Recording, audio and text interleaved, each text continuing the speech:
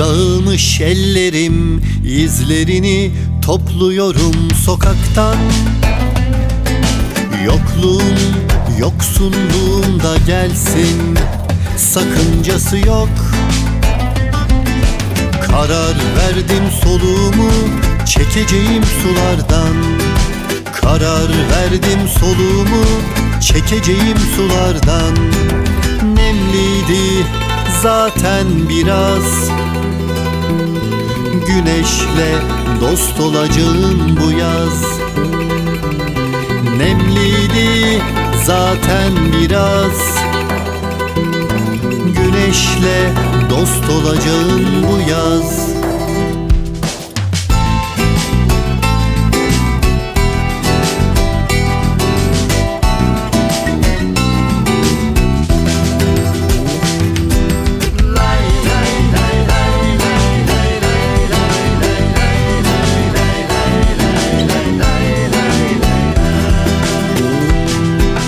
Taşınıyorum bulutlardan, yağmur değmesin tenime.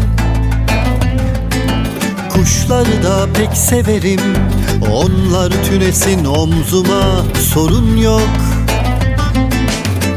Ara verdim anılarım, uzak dursun zamandan. Ara verdim anılarım, uzak dursun zamandan. Tozluydular zaten biraz, rüzgarla dost olacağım bu yaz. Tozluydular zaten biraz, rüzgarla dost olacağım bu yaz.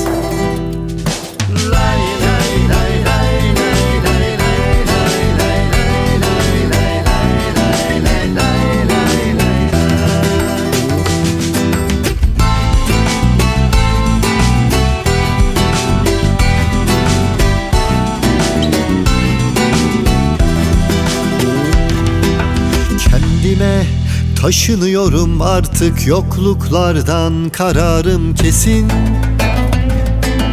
Biliyorum bir zamanı vardır her şeyin.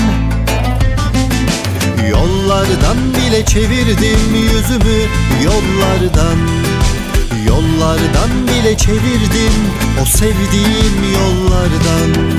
Her şeyden sıkıldım biraz, delilerle dost olacağım bu yaz. Her şeyden sıkıldım biraz, delilerle dost olacağım bu yaz.